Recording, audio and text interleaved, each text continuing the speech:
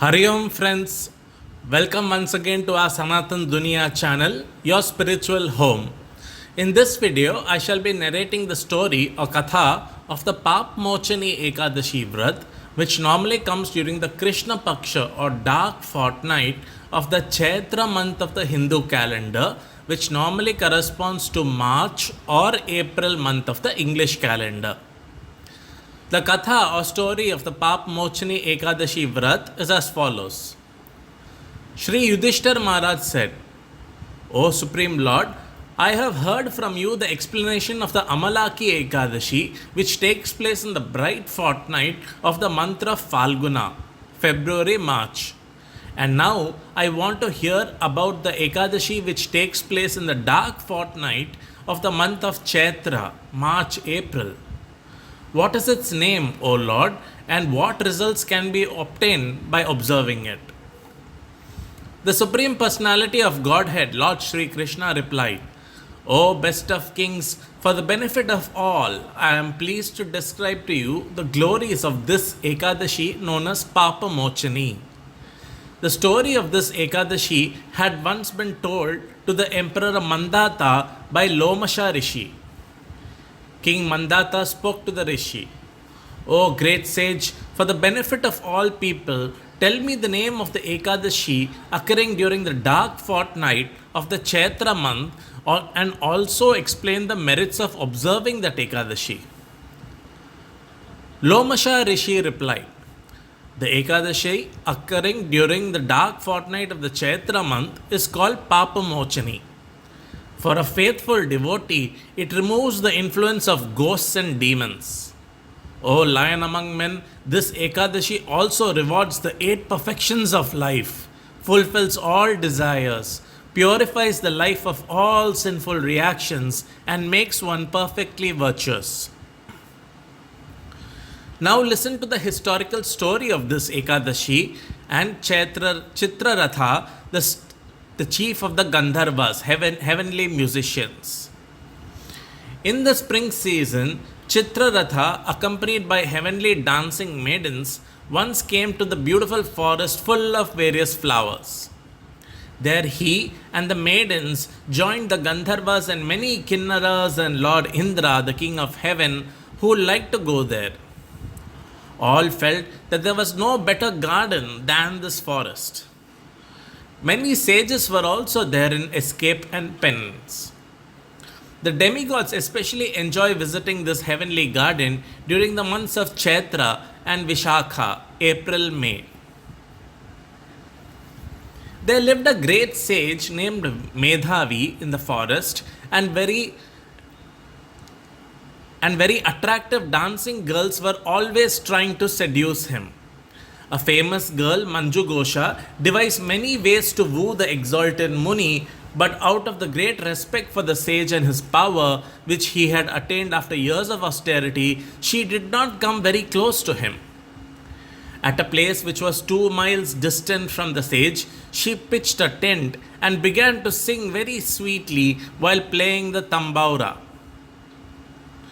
Cupid himself was delighted to see and hear her acting so beautifully and smelled her sandal paste. He remembered his own unfortunate experience with Lord Shiva and decided to take revenge by seducing Medhavi. Using Manju Ghosha's eyebrow as a bow, her eyes as a bowstring, her ears as an arrow, and her chest as a target, Cupid approached Medhavi to lure him to break his trance and woes. In other words, Cupid took Manju Ghosha as his assistant, and when she looked at this powerful, attractive young sage, she too burned with lust. Seeing that he was very intelligent and learned, wearing a pure white Brahmin thread on his shoulder, holding a sannyasi staff in his hand, and sitting beautifully in the ashram of Chavana Rishi, Manju Ghosha came before him. She began to sing on the spot, and the small bells from her belt around her ankles, along with the bangles on her wrists, created a delightful musical symphony. The great sage Medhavi was mesmerized. He understood that this beautiful maiden wanted to unite with him, and that And at that moment, Cupid increased his attraction to Manjughosha, unleashing his powerful weapons of taste, touch, sight, smell, and sound. Slowly, Manjughosha approached Medhavi. Her body movements and beautiful expressions attracted him. She gracefully dropped the tambora and embraced the sage with both hands, just as a creeper wraps itself around a sturdy tree.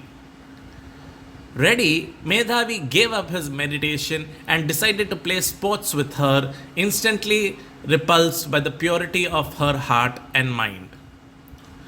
Forgetting even the difference between night and day, he went out to play sports with her for a long time.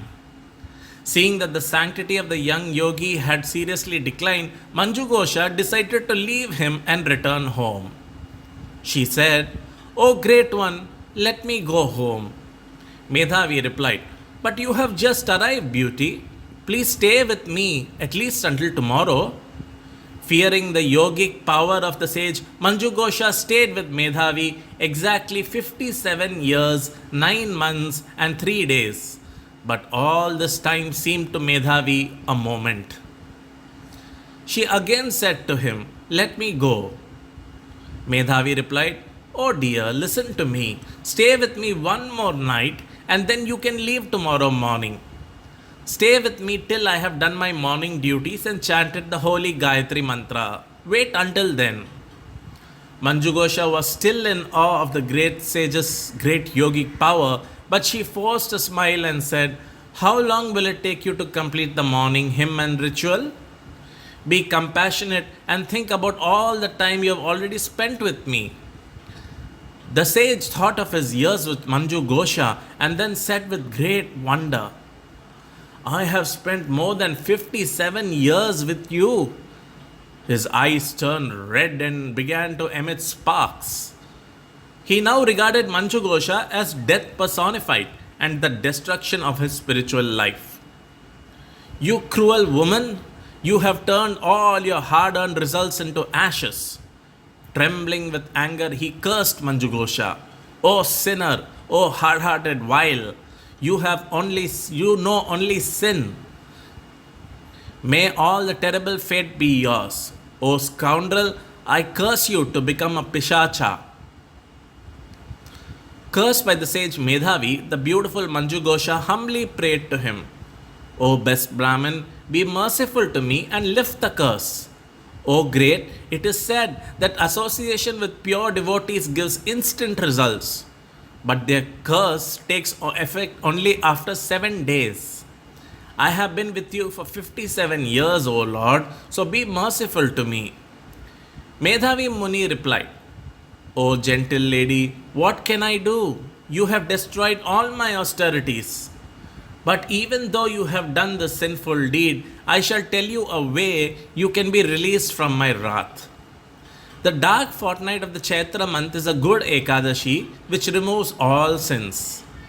Its name is Papamochani. O beautiful one, and anyone who fasts on this holy day will be completely freed from the birth in the satanic form." With these words, the sage immediately left for his father's ashram. Seeing him enter the hermitage, Chavana Muni said, "O son, by acting unlawfully, you have wasted the wealth of your penances and austerities." Medhavi replied, "O father, kindly reveal what penance I must do to remove the terrible sin I committed in private while with the dancing Manjughosha." Chavana Muni replied, "Dear son, you must fast on the Ekadashi of Papamochani, which comes in the dark fortnight of the Chaitra month after 2 weeks. It wipes out all sins, no matter how serious." Medhavi followed his father's advice and fasted on Papamochani.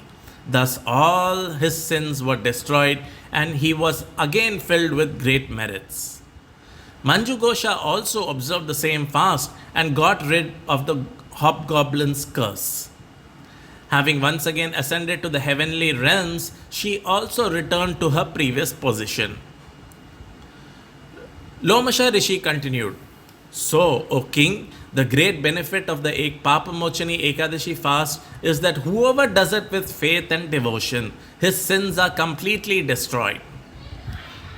Shri Krishna concluded, O King Yudhishthira, whoever reads or hears the katha or story of the Ekadashi of Papamochani gets the same merit that he would get by donating 1,000 cows in charity, and he also nullifies the sinful reactions that he may that may be caused by killing a brahmana, or by killing the embryo by abortion, or drinking alcohol, or having sex with his guru's wife. It is an immeasurable benefit to properly celebrate this holy day of Papamochani Ekadashi, which is so dear and grateful to me. Thus ends the account of the glories of the Chaitra Krishna Ekadashi or Papamochani Ekadashi in the Bhavishya Uttara Purana. So friends, here ends the story and other details regarding the Papamochani Ekadashi Vrat. I hope you liked this video, and if you did like it, then please hit the like button and also subscribe to this channel if you haven't done so already. I wish all of you the successful and joyful observance of all the Ekadashis, and I pray that Lord Vishnu's and Lord Krishna's blessings be upon all of us. Thank you very much for watching. Have a great day ahead. Hari Om.